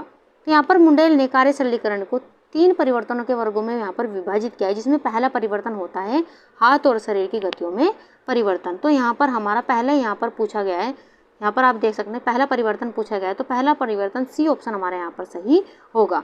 अगर आपसे यहाँ पर दूसरा यहाँ पर परिवर्तन आपसे पूछ ले तो दूसरा परिवर्तन होता है यहाँ पर बी ऑप्शन, यानी कि कार्य संग्रहीकरण व उपकरण में परिवर्तन। वहीं अगर आपसे यहाँ पर तीसरा परिवर्तन पूछे तो उत्पादन में परिवर्तन, यहाँ पर ए ऑप्शन के साथ में हम यहाँ पर जाने वाले हैं। तो तीनों ही यहाँ पर क्वेश्चन इंपॉर्टेंट आप लगाते हुए चलेगा, तो यहाँ पर हमारा सी ऑप्शन यहाँ पर सही होगा। आगे बढ़ जाते हैं अगले क्वेश्चन की और। क्वेश्चन नंबर 70, 24 घंटों की अवधि के लिए आवश्यक बिजली की मांग के न्यूनतम स्तर को क्या कहा जाता है। ऑप्शन यहाँ पर देंगे base load, time load, activity load या पीक लोड। आपको यहाँ पर बताना है कौन सा ऑप्शन यहाँ पर सही होगा। तो 24 घंटे की अवधि के लिए जो आवश्यक बिजली की मांग के न्यूनतम स्तर को पीक लोड कहते हैं, तो यहाँ पर हमारा डी ऑप्शन यहाँ पर सही होगा। आगे बढ़ जाते हैं अपने अगले क्वेश्चन। 71, व्यक्ति के जीवन में एक दूसरे से घनिष्ठ संबंध रखते हैं। ऑप्शन आपको यहाँ पर मूल्य, आयोजन, लक्ष्य। लक्ष्य, आयोजन, स्तर, मूल्य, लक्ष्य, स्तर या स्तर, मूल्य या लक्ष्य, मूल्यांकन। आपको बताना है कौन सा ऑप्शन यहाँ पर सही होगा। तो व्यक्ति के जीवन में एक दूसरे से जो घनिष्ठ संबंध रखते हैं, तो सी ऑप्शन हमारे यहाँ पर सही होगा, मूल्य, लक्ष्य और स्तर। यहाँ पर हमारा सी ऑप्शन यहाँ पर सही होगा। आगे बढ़ जाते हैं अपने अगले क्वेश्चन की ओर। एक परिवार में विभिन्न शीर्षकों के अंतर्गत भविष्य के खर्च का ब्यौरा देने का तरीका इनमें से क्या कहा जाता है। ऑप्शन आपको यहाँ पर दे तुलन पत्र, पारिवारिक बजट, मौद्रिक संसाधन या अभिलेख। आपको बताना है कौन सा ऑप्शन यहाँ पर सही होगा। तो एक परिवार में यहाँ पर विभिन्न शीर्षकों के अंतर्गत भविष्य के खर्च का ब्यौरा देने का जो तरीका होता है उसे पारिवारिक बजट कहा जाता है। यहाँ पर हमारा बी ऑप्शन यहाँ पर सही होगा। आगे बढ़ जाते हैं अपने अगले क्वेश्चन की ओर। और फ्रेंड्स, अगर आपको हमारे यहाँ पर क्लास स्लो आपको नज़र आती है तो आप यहाँ पर उसकी स्पीड भी बढ़ाकर यहाँ पर देख सकते हैं, ताकि आपके कम समय में आपको बेहतर रिवीजन यहाँ पर हो जाए। तो अब बस आप क्लास को धैर्य से अंत तक देखते चलिए, बहुत कुछ आप यहाँ से सीख कर जाने वाले हैं और काफ़ी महत्वपूर्ण कंटेंट आपको इस क्लास से मिलने वाला है। तो चलिए बढ़ जाते हैं अपने 73वें क्वेश्चन की ओर। जिला स्तर पर जिन उपभोक्ता शिकायतों को निपटाया जा सके उसकी राशि कम से कम होनी चाहिए। 10 लाख तक, 20 लाख तक, 5 लाख तक या 15 लाख तक। आपको बताना है कि कौन सा ऑप्शन यहाँ पर सही होगा। तो जिला स्तर पर जिन उपभोक्ता शिकायतों को निपटाया जा सके उसकी राशि कम से कम 20 लाख तक होनी चाहिए। यहाँ पर हमारा बी ऑप्शन यहाँ पर सही होगा। आगे बढ़ जाते हैं क्वेश्चन नंबर 74 की ओर। सर्वाधिक असुरक्षित चेक होता है। ऑप्शन यहाँ पर देंगे अकाउंट पेई, ड्राफ्ट, बियरर चेक या विदेशी चेक। आपको यहाँ पर बताना है कि सबसे सर्वाधिक असुरक्षित चेक कौन सा होता है। तो ऑप्शन यहाँ पर देखें तो सी ऑप्शन के साथ में हम जाने वाले हैं, बियरर चेक सबसे असुरक्षित चेक होता है। तो सर्वाधिक जो असुरक्षित चेक है वो बियरर चेक होता है। यह चेक जिसके नाम से होता है वह स्वयं अथवा किसी वाहक के द्वारा उस पर लिखी धनराशि को बैंक से प्राप्त कर सकता है।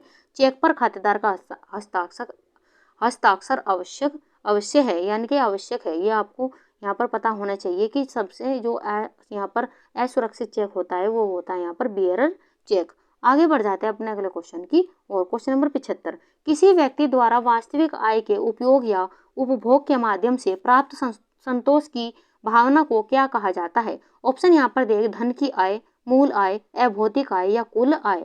इंपॉर्टेंट क्वेश्चन आप यहाँ पर लगाते चलेगा, कौन सा ऑप्शन यहाँ पर सही होगा। तो यहाँ पर किसी व्यक्ति द्वारा वास्तविक आय के उपभोग या उपयोग या उपभोग के माध्यम से प्राप्त संतोष की भावना को अभौतिक आय कहते हैं। तो यहाँ पर हमारा सी ऑप्शन यहाँ पर सही होगा।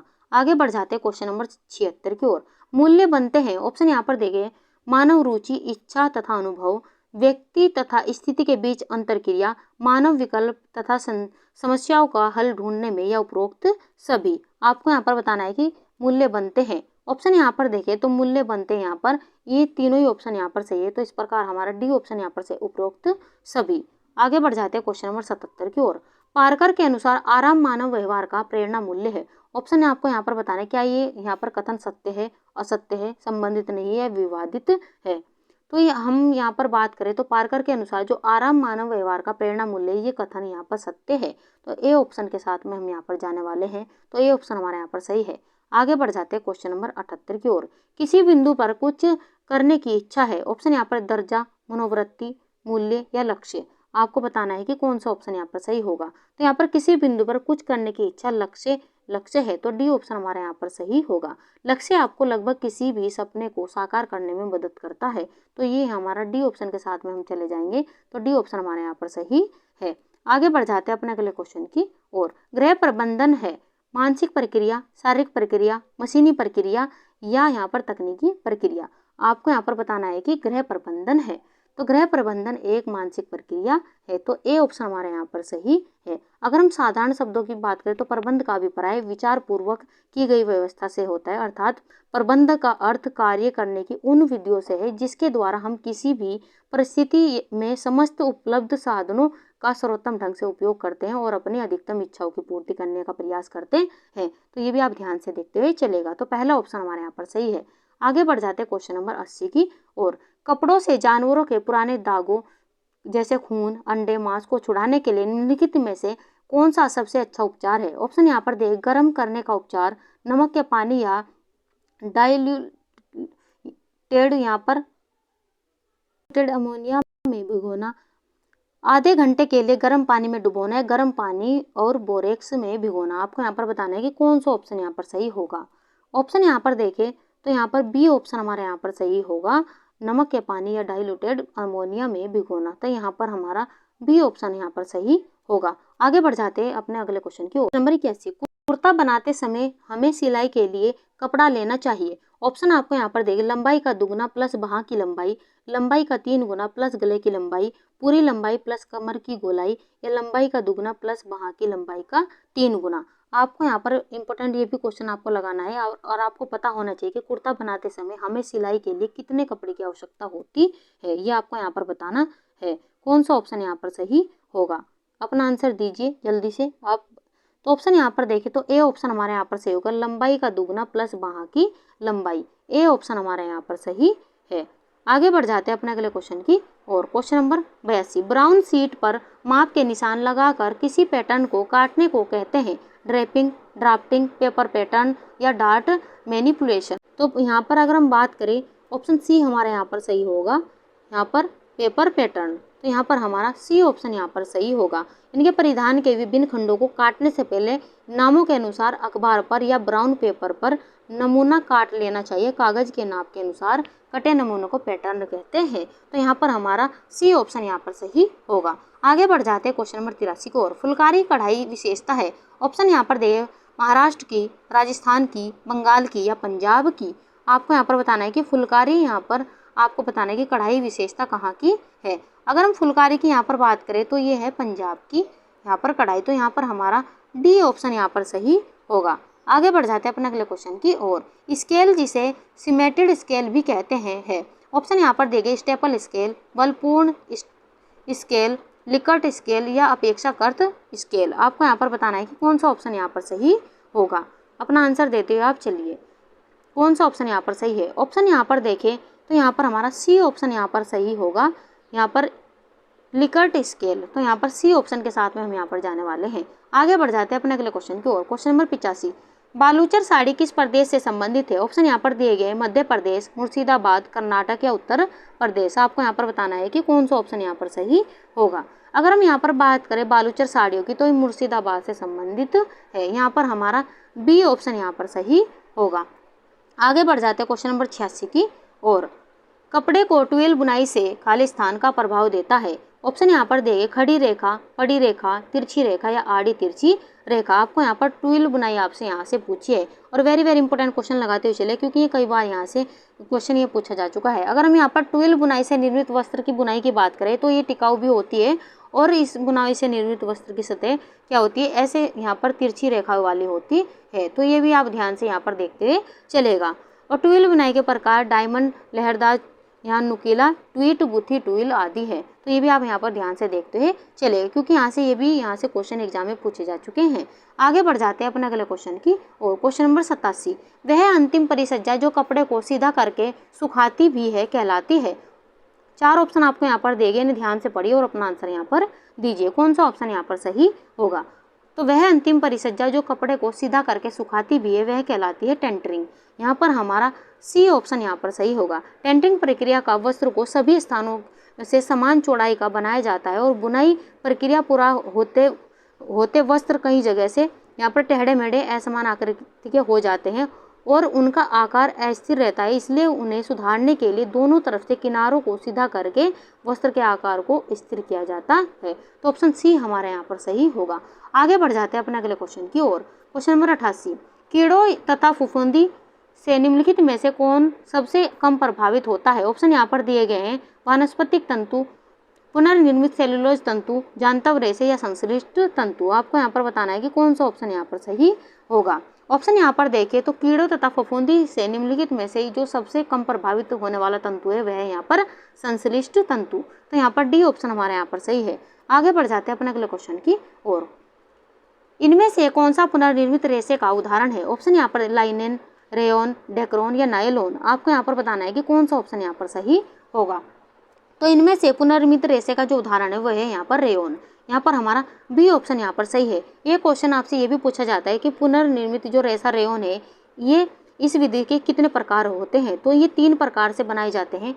तो ये कितने प्रकार से बनाए जाते हैं? 3 प्रकार से बनाए जाते हैं, जिसमें नाइट्रोसेलुलोज रेयन या क्यू प्रामोलियम रेयन या विस्कोक रेयन, ये 3 प्रकार के यहाँ पर बनाए जाते हैं। और रेयन की खोज 19वीं शताब्दी कब की गई थी? ये 19वीं शताब्दी का वैज्ञानिक चमत्कार है। ये भी आप इंपॉर्टेंट लगाते हुए चलेगा। और इसे कृत्रिम रेशा भी कहा जाता है और यह मानव द्वारा निर्मित पहला रेशा है। वेरी वेरी इंपॉर्टेंट क्वेश्चन लगाते हुए चले। अगर आपसे क्वेश्चन ऐसे पूछ ले कि मानव द्वारा निर्मित पहला रेशा कौन सा है? तो वहाँ पर आंसर आपका यहाँ पर रेयन यहाँ पर होने वाला है। तो ये वेरी वेरी इंपॉर्टेंट क्वेश्चन आप यहाँ पर लगाते हुए चलेगा। आगे बढ़ जाते हैं क्वेश्चन नंबर यहाँ पर 90 की ओर। कपास उत्पादन में सर्वोच्च स्थान प्राप्त करने वाला रेशा कौन सा है? ऑप्शन यहाँ पर देश आपसे यहाँ पर पूछा गया है। सॉरी फ्रेंड्स, आपको यहाँ पर क्वेश्चन को ध्यान से पढ़ना है। इसमें पूछा गया है कि कपास उत्पादन में सर्वोच्च स्थान प्राप्त करने वाला देश कौन सा है? ऑप्शन आपको यहाँ पर देंगे भारत, रूस, USA और चीन। आपको बताना है कि कौन सा ऑप्शन यहाँ पर सही होगा। तो यहाँ पर कपास उत्पादन में जो सर्वोच्च स्थान है वो चीन का है। यहाँ पर हमारा डी ऑप्शन यहाँ पर सही होगा। अगर हम यहाँ पर कपास की बात करें, कपास उत्पादन में भारत दूसरे स्थान पर है। अगर आपसे दूसरा स्थान पूछे तो यहाँ पर दूसरे स्थान पर कौन है? तो दूसरे स्थान पर है हमारा भारत। तो यहाँ पर भारत दूसरे स्थान पर है और संयुक्त राज्य अमेरिका तीसरे स्थान पर है। ये भी इंपॉर्टेंट आप क्वेश्चन लगाते चले। तो ये अमेरिका यहाँ पर तीसरे स्थान पर अमेरिका है। यहाँ पर कपास एक उष्णकटिबंधीय पौधा है। ये भी आपसे पूछा जा सकता है, जिसकी खेती 40 डिग्री उत्तरी अक्षांश और 30 डिग्री यहाँ पर दक्षिणी अक्षांशों के मध्य होती है। विश्व के माध्यम से यहाँ पर ये रेशे यानी कि विश्व में यह मध्यम रेशे वाली कपास की खेती सर्वाधिक होती है और कपास को सफ़ेद सोना भी कहा जाता है। वेरी वेरी इंपॉर्टेंट क्वेश्चन लगाते चलिए कि सफ़ेद सोना किसे कहा जाता है। ये भी क्वेश्चन यहाँ से पूछा गया है कि सफ़ेद सोना किसे कहा जाता है? तो ये यहाँ पर कहा जाता है कपास को। ये भी आप इंपॉर्टेंट क्वेश्चन लगाते हुए चलेगा। ये भी क्वेश्चन एग्जाम में पूछे जा चुके हैं। आगे बढ़ जाते हैं क्वेश्चन नंबर 91 की ओर। मानव निर्मित तंतुओं की चमक घटाने के लिए प्रयोग में लाया जाता है। ऑप्शन यहाँ पर दे कार्बन टेट्राक्लोराइड, टाइटेनियम डाइऑक्साइड, ट्राइक्लोरोबेंजीन या टाइटेनियम डाइक्लोराइड। आपको बताना है कि कौन सा ऑप्शन यहाँ पर सही होगा। ऑप्शन यहाँ पर देखें तो कौन सा ऑप्शन यहाँ पर सही होगा? सी ऑप्शन हमारे यहाँ पर सही होगा। तो मानव निर्मित तंतुओं की चमक घटाने के लिए ट्राइक्लोरोबेंजीन यहाँ पर प्रयोग में लाया जाता है। तो सी ऑप्शन हमारे यहाँ पर सही है। आगे बढ़ जाते हैं अपने अगले क्वेश्चन नंबर 92। निश्चित अवधि के लिए भोजन उबलते बिंदु से नीचे को गर्म करने और फिर इसे तुरंत ठंडा करने की निम्न में से कौन सी प्रक्रिया है? ऑप्शन आपको यहाँ पर दिए गए, इन्हें ध्यान से पढ़िए और अपना आंसर यहाँ पर दीजिए। कौन सा ऑप्शन यहाँ पर सही होगा? तो निश्चित अवधि के लिए भोजन यानी कि उबलते बिंदु से नीचे को गर्म करने और फिर से तुरंत ठंडा करने की विधि को यहाँ पर पाश्चुराइजेशन कहते हैं। तो यहाँ पर हमारा डी ऑप्शन यहाँ पर सही होगा। आगे बढ़ जाते हैं अगले क्वेश्चन की ओर। डिब्बाबंदी से संबंधित कानून लागू हुआ था। ऑप्शन यहाँ पर देखे 1965 में, 1955 में, 1960 में या 1970 में। आपको बताना है कि डिब्बाबंदी से संबंधित कानून कब लागू हुआ था। तो डिब्बाबंदी से संबंधित कानून लागू हुआ था 1970 में। तो डी ऑप्शन हमारे यहाँ पर सही है। तो डिब्बे के अंदर जो चीज़ पैक की जाती है उसकी गुणवत्ता का सही मूल्यांकन करना असंभव होता है। अधिकतर ऊपर पैक आकर्षक होता है। ऐसी स्थिति में उपभोक्ता के संरक्षण के लिए डिब्बा बंद वस्तु अधिनियम 1970 बनाया गया था। तो यहाँ पर हमारा डी ऑप्शन यहाँ पर सही है। आगे बढ़ जाते हैं क्वेश्चन नंबर 94 की ओर। फ्रेंड्स, हमारी वीडियो, हमारा कंटेंट अगर आपको अच्छा लग रहा हो तो लाइक सब्सक्राइब करना ना भूलें, और जिन भी बच्चों के कोई भी डाउट्स है किसी भी यहाँ पर क्वेश्चन में, वे हमें कमेंट बॉक्स में कमेंट जरूर कीजिए, क्योंकि इस प्रैक्टिस सेट में जो आयोग के द्वारा यहाँ पर ऑप्शन उठाए गए वही हमें यहाँ पर आपको सही यहाँ पर लगाते चल रहे हैं, और हम आपको साथ साथ उसकी व्याख्या भी आपको बताते चल रहे हैं। तो इंपॉर्टेंट आज की क्वेश्चन यहाँ पर लगाते चलेगा, और जो भी आपको यहाँ पर मुख्य पॉइंट लग रहे हैं उन्हें आप साथ साथ नोट करते भी चलिए, ताकि एग्जाम के समय आप उन्हें रिवाइज कर सको, और आपका अच्छा रिवीजन यहाँ से होने वाला है। बस आप ध्यान से क्लास को देखते ही चलिए। तो हमारा क्वेश्चन नंबर 94 यहाँ पर देख लेते हैं। 0 से 6 माह के बच्चों के लिए प्रोटीन का उपयुक्त आहारीय हिस्सा क्या है। ऑप्शन आपको यहाँ पर देंगे, नहीं ध्यान से पढ़िए।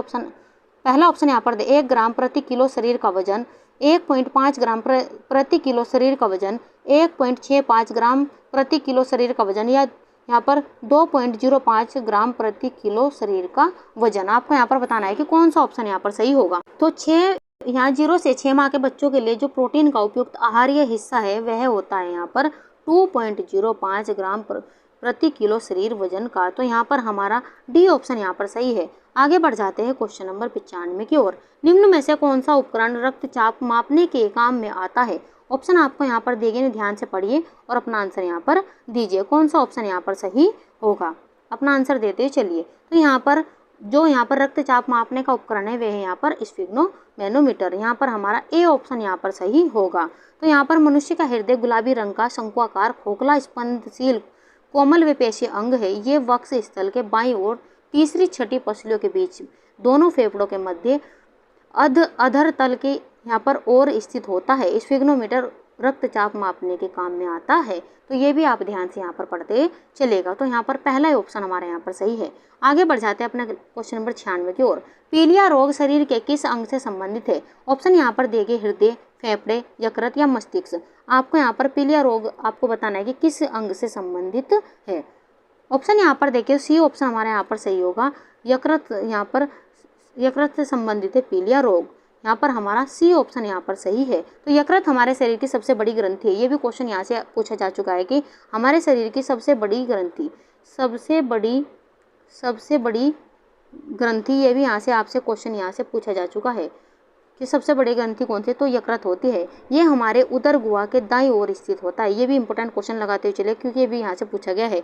यकृत के रोगग्रस्त होने के बाद सबसे पहले प्रकट होने वाला सबसे पहला जो लक्षण है वो पीलिया होता है। पीलिया की स्थिति में रक्त नलिकाओं में बाधा उत्पन्न होने लगता है, और इस कारण रक्त में पित्त रस की मात्रा बहुत अधिक बढ़ जाती है, जिससे त्वचा श्लेष्मिक झिल्लियों का रंग पीला हो जाता है, और इसी को क्या कहते हैं, पीलिया कहते हैं। ये भी आप ध्यान से पढ़ते चलिए। पीलिया कैसे कहते हैं ये भी मैंने आपको यहाँ पर बता दिया है।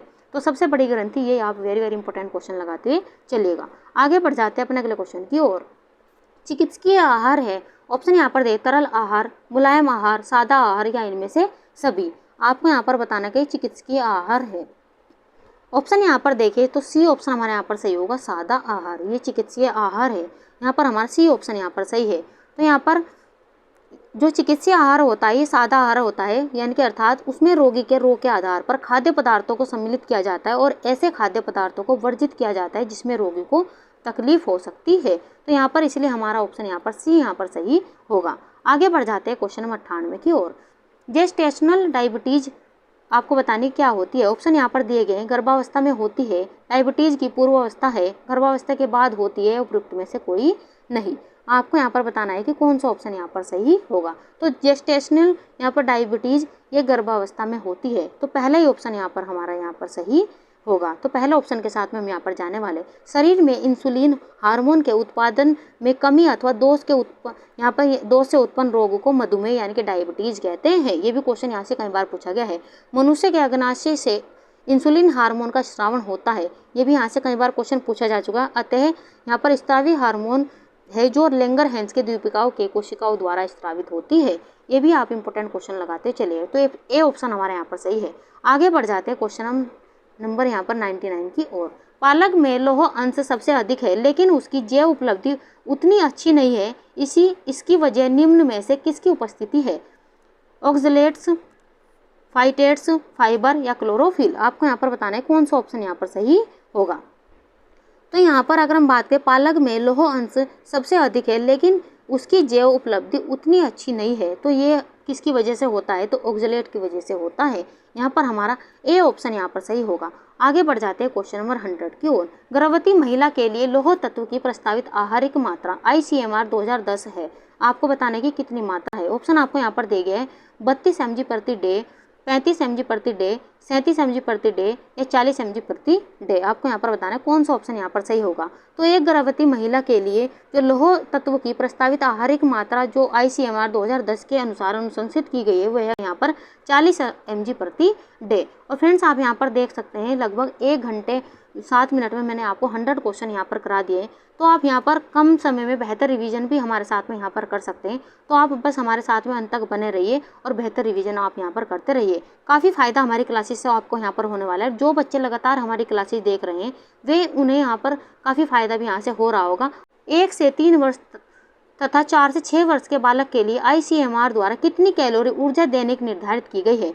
ऑप्शन आपको यहाँ पर देख क्रम से 1200 तथा 1500 कैलोरी, क्रम से 200 तथा 500 कैलोरी या क्रम से 2000 से 2200 कैलोरी या क्रम से 3000 से 3200 कैलोरी। आपको यहाँ पर बताना है कि कौन सा ऑप्शन यहाँ पर सही होगा, ये आपको बताते चलना है। तो 1 वर्ष से 3 वर्ष तथा 4 से 6 वर्ष के बालक के लिए जो ICMR द्वारा यहाँ पर दैनिक ऊर्जा की मात्रा निर्धारित की गई है वह है यहाँ पर पहला ऑप्शन 1200 से 1500 किलो कैलोरी। यहाँ पर हमारा पहला ही ऑप्शन यहाँ पर सही होगा। आगे बढ़ जाते हैं अगले क्वेश्चन की ओर।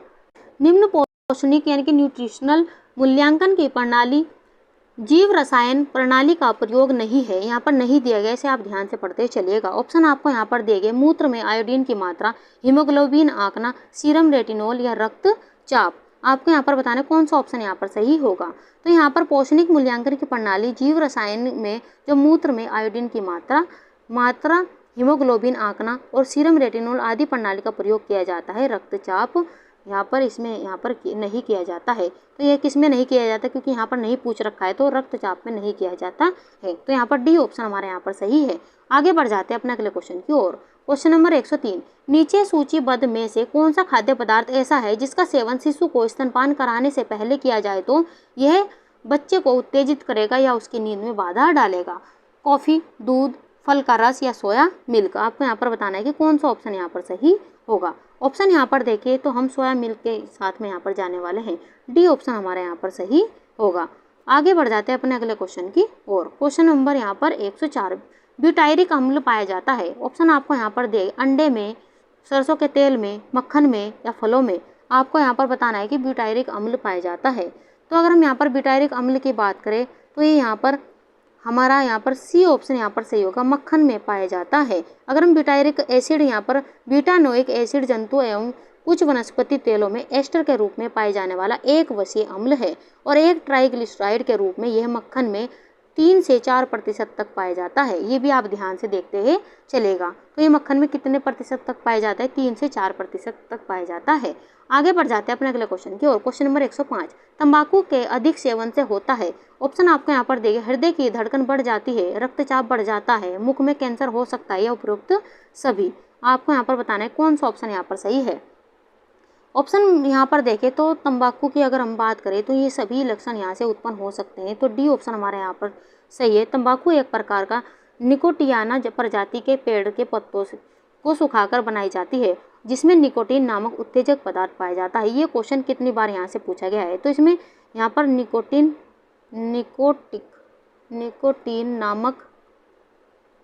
नामक उत्तेजक पदार्थ पाया जाता है और तंबाकू के सेवन से हृदय की धड़कन का बढ़ना, हृदय रोग या उच्च रक्तचाप, मुख का कैंसर आदि यहाँ पर घातक यहाँ पर रोग हो सकते हैं। तो यहाँ पर हमारा डी ऑप्शन यहाँ पर सही है।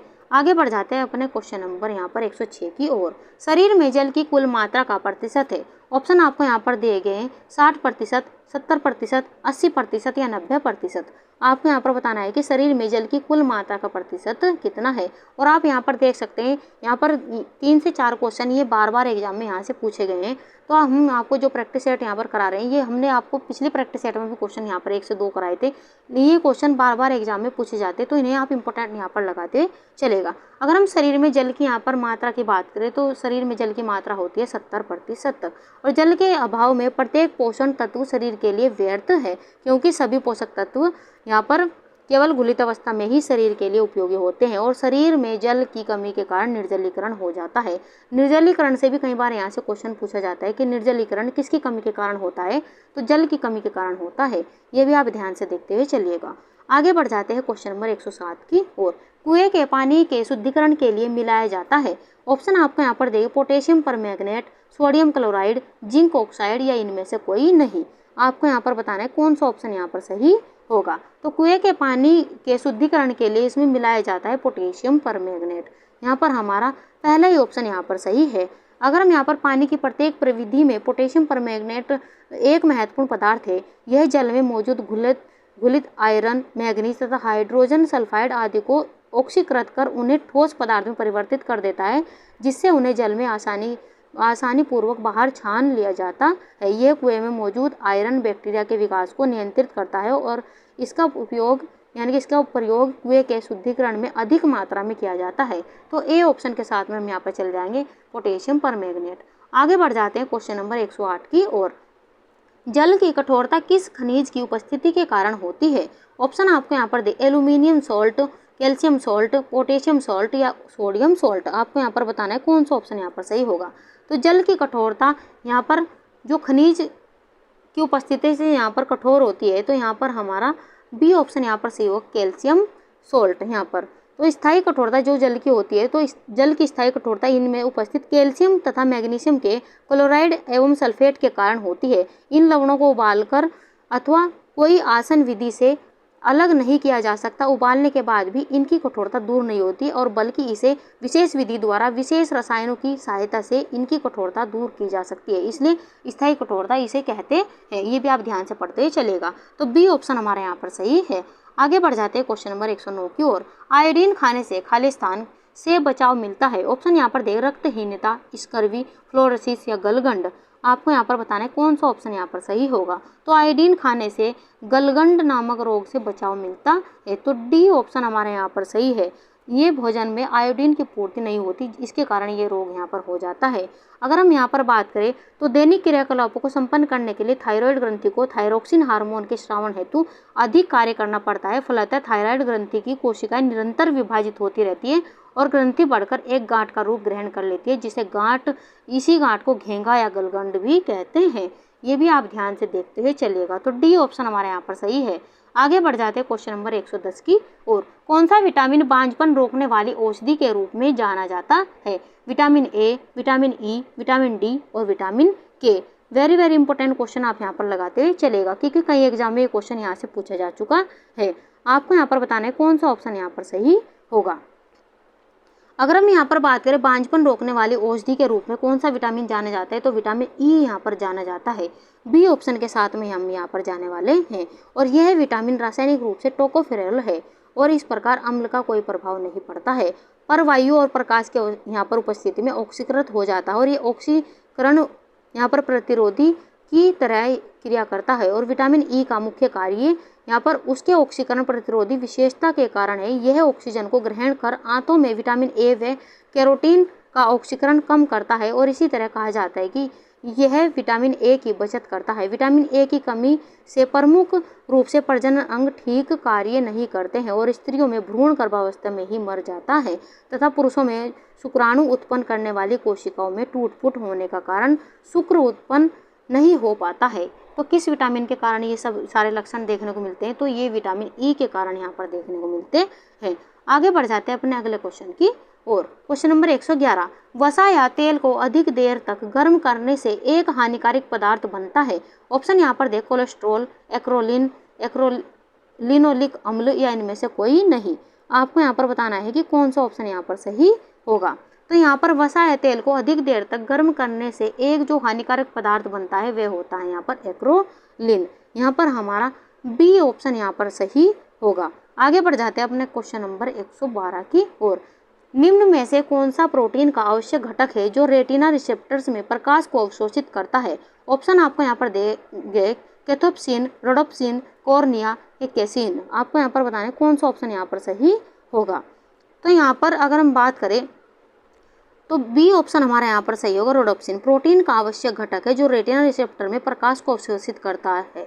तो यहाँ पर हमारा बी ऑप्शन यहाँ पर सही होगा। आगे बढ़ जाते हैं क्वेश्चन नंबर 113। ग्लाइकोजन का संग्रह शरीर के किस भाग में होता है? ऑप्शन आपको यहाँ पर देंगे अमाशय, छोटी आंत, यकृत या पित्ताशय।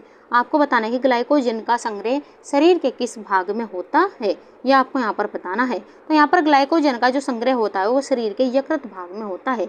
यहाँ पर हमारा सी ऑप्शन यहाँ पर सही होगा।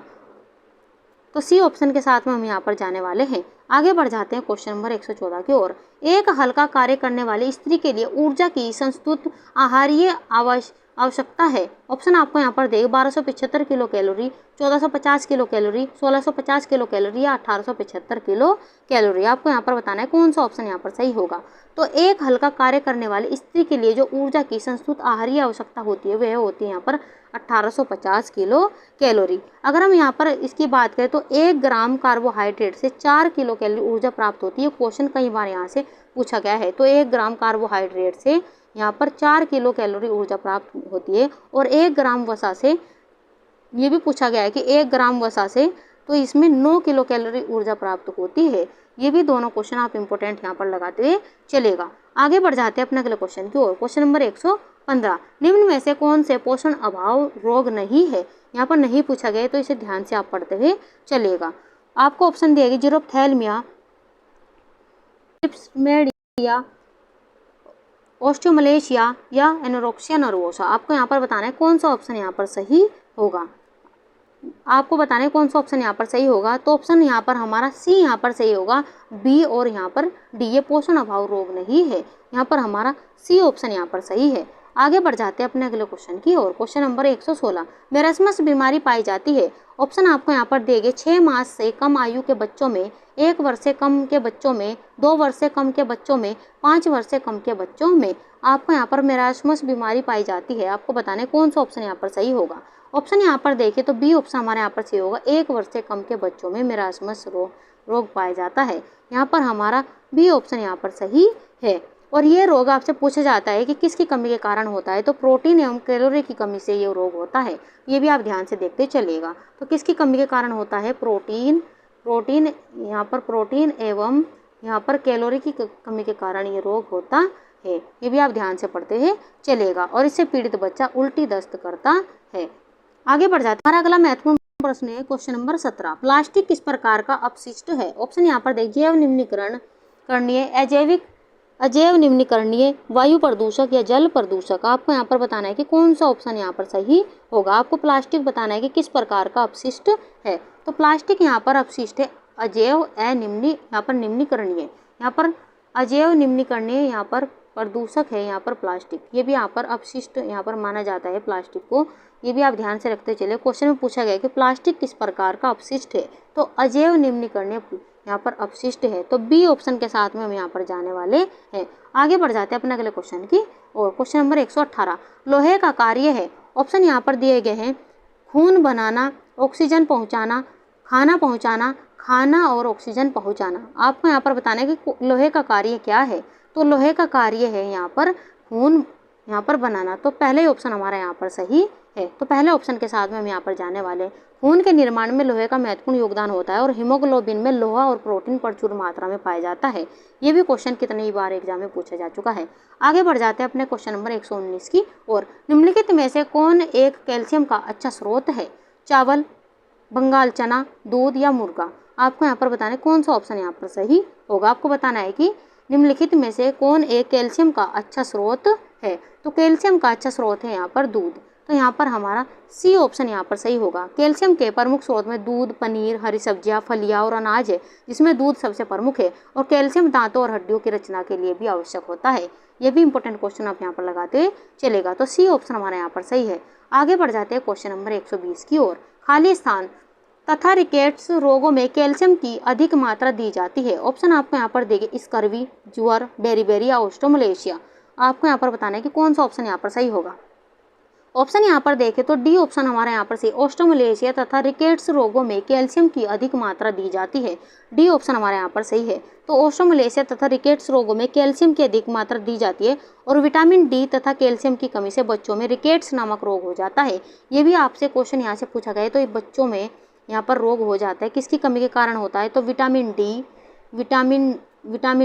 यहाँ पर विटामिन डी और कैल्शियम की कमी के कारण होता है। कैल्शियम की कमी से ही बच्चों में रोग होता है। और वयस्कों में अगर आपसे पूछे तो विटामिन डी की कमी से यहाँ पर जो वयस्कों में होता है वो ओस्टोमलेशिया रोग हो जाता है। और विटामिन डी कैल्शियम तथा फास्फोरस के स्वांगीकरण के लिए अत्यंत उपयोगी है। तो अगर वयस्कों में आपसे पूछे तो यहाँ पर ओस्टोमलेशिया आपका आंसर यहाँ पर सही होगा, वयस्कों में। और बच्चों में यहाँ पर रिकेट्स नामक रोग हो जाता है। ये भी आप ध्यान से पढ़ते चलिएगा। आगे बढ़ जाते हैं क्वेश्चन नंबर 121 की ओर। निम्न में से खनिज लवण स्रोत है। ऑप्शन यहाँ पर दिए गए हरी पत्तेदार सब्जियां, दूध, संतरा, सोयाबीन। आपसे खनिज लवण का स्रोत यहाँ से आपको पूछा गया है। तो यहाँ पर अगर हम बात करें हरी पत्तेदार सब्जियों का, तो ये खनिज लवण का यहाँ पर प्रमुख स्रोत है। यहाँ पर हरी पत्तेदार सब्जियां जैसे फलियां, सूखे मेवे, अंडे, मांस, मछली आदि खनिज लवण के स्रोत है। खनिज लवणों को रक्षात्मक भोज्य पदार्थ भी माना जाता है। और ये क्वेश्चन भी एग्जाम में पूछा जा चुका है। हमारे शरीर में लगभग 4 से 5% अंश यहाँ पर खनिज लवणों का होता है। तो कितने प्रतिशत होता है? 4 से 5% अंश यहाँ पर किसका होता है? खनिज लवण का होता है। ये भी आप इम्पोर्टेंट लगाते चलिएगा। आगे बढ़ जाते हैं क्वेश्चन नंबर 122 की ओर। विटामिन ए की कमी से कौन सा रोग हो जाता है? बेरी, स्कर्वी, रतौंधी या रिकेट्स। आपको यहाँ पर बताना है कि विटामिन ए की कमी के कारण कौन सा रोग हो जाता है। तो अगर हम बात करें यहाँ पर विटामिन ए की कमी के कारण रोग हो जाता है यहाँ पर रतौंधी, तो सी ऑप्शन हमारे यहाँ पर सही है। अगर हम रतौंधी की बात करें, रतौंधी के साथ हम जीरोप्थेल्मिया डर्मेटोटिस नामक रोग भी विटामिन ए की कमी के कारण होता है। वहीं अगर बेरी की यहाँ पर बात करें तो बेरी रोग यहाँ पर विटामिन B1 की कमी के कारण होता है। वहीं स्कर्वी रोग विटामिन सी की कमी के कारण होता है और रिकेट्स विटामिन डी की कमी के कारण होता है। ये भी ऑप्शन यहाँ पर ध्यान रखते चले। और ये सभी क्वेश्चन यहाँ से एग्जाम में पूछे गए हैं, आप इन्हें भी ध्यान से पढ़ते चलेगा। आगे बढ़ जाते हैं क्वेश्चन नंबर 123 की ओर। अंडा तथा दूध सुरक्षित रहते हैं। आपको यहाँ पर 4 ऑप्शन दिए गए, इन्हें ध्यान से पढ़िए और अपना आंसर यहाँ पर दीजिए। आपको बताना है कि अंडा तथा दूध सुरक्षित रहते हैं। तो सी ऑप्शन हमारे यहाँ पर सही होगा। 35 से 40 फ़ारेनहाइट पर यहाँ पर अंडा तथा दूध सुरक्षित रहते हैं।